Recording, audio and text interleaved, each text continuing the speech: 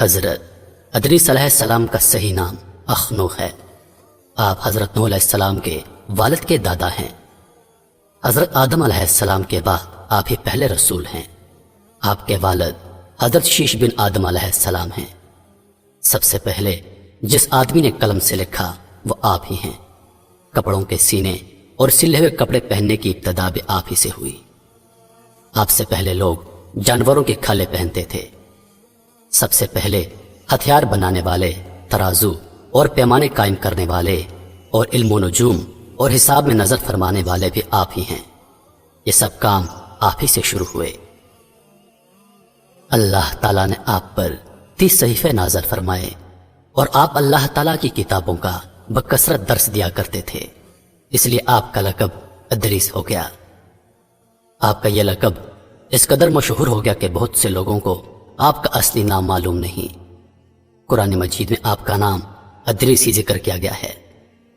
آپ کو اللہ تعالیٰ نے آسمان پر اٹھا لیا ہے۔ بخاری اور مسلم کی حدیث میں ہے کہ حضور اکرم صلی اللہ علیہ وآلہ وسلم نے شب معراج میں حضرت ادریس علیہ السلام کو چوتھے آسمان پر دیکھا۔ حضرت کعب احبار رضی اللہ تعالی عنہ سے مروی ہے کہ حضرت ادریس علیہ السلام نے ملک الموت سے فرمایا کہ مجھے موت کا مزہ چکھنا ہے تو میری روح قبض کر کے دوبارہ مجھے لوٹا دو۔ ملک الموت نے اس حکم کی تعمیل کی اور روح قبض کر کے اسی وقت آپ کی طرف دوبارہ لوٹا دی اور آپ دوبارہ زندہ ہو گئے۔ پھر آپ علیہ السلام نے ملک الموت سے فرمایا کہ اب مجھے جہنم دکھا دو تاکہ خوف الہی میرے اندر زیادہ ہو جائے۔ چنانچہ یہ بھی کیا گیا۔ جہنم کو دیکھ کر آپ نے داروغہ جہنم سے فرمایا کہ دروازہ کھولو، میں اس دروازے سے گزرنا چاہتا ہوں۔ چنانچہ ایسا ہی کیا گیا اور آپ اس پر سے گزرے۔ پھر آپ نے ملک الموت سے فرمایا کہ مجھے جنت دکھا دو۔ ملک الموت آپ علیہ السلام کو جنت میں لے گئے۔ آپ دروازوں کو کھلوا کر جنت میں داخل ہوئے۔ تھوڑی دیر انتظار کے بعد ملک الموت نے کہا کہ اب آپ اپنے مقام پر تشریف لے چلیے۔ آپ علیہ السلام نے فرمایا کہ اب میں یہاں سے کہیں نہیں جاؤں گا۔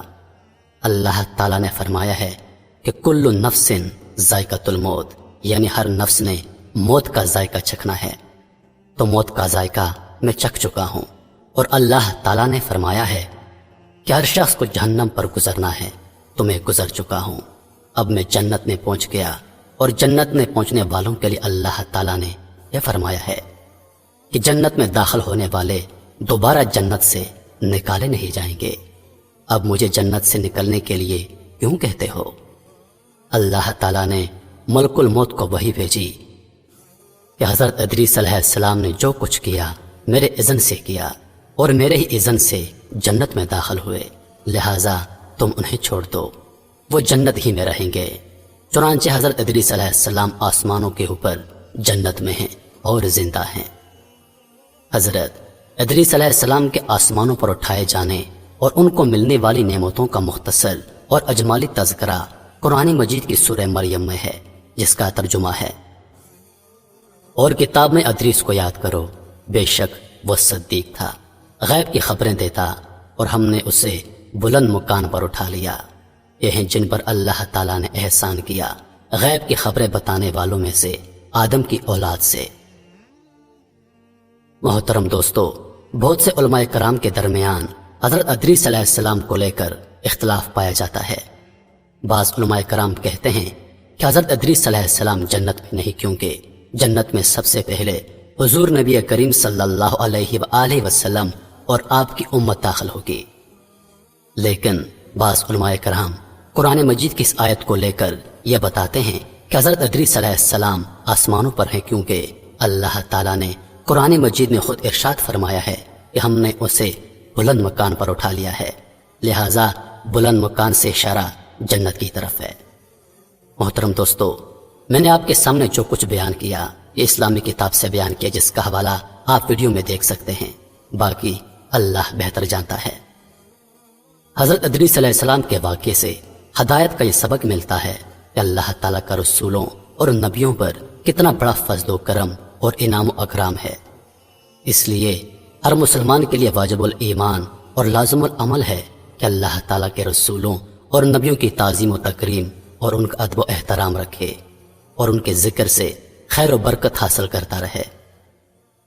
قرآن مجید کے مقدس آیتوں اور حدیثوں میں بار بار اللہ کے ان برگزیدہ رسولوں اور نبیوں کا ذکر اس بات کی دلیل ہے کہ ان بزرگوں کا ذکر اور تذکرہ موجب رحمت اور باعث خیر و برکت ہے۔ محترم دوستو، امید کرتا ہوں کہ ویڈیو آپ دوستوں کو پسند آئی ہوگی۔ مزید ایسی ویڈیوز دیکھنے کے لیے ہمارے چینل کو سبسکرائب کریں اور دن کی تازہ ترین اپڈیٹس کے لیے چینل پر موجود گھنٹی کے بٹن کو دبا دیں تاکہ ہماری ہر نئی آنے والی ویڈیو سب سے پہلے آپ تک پہنچے۔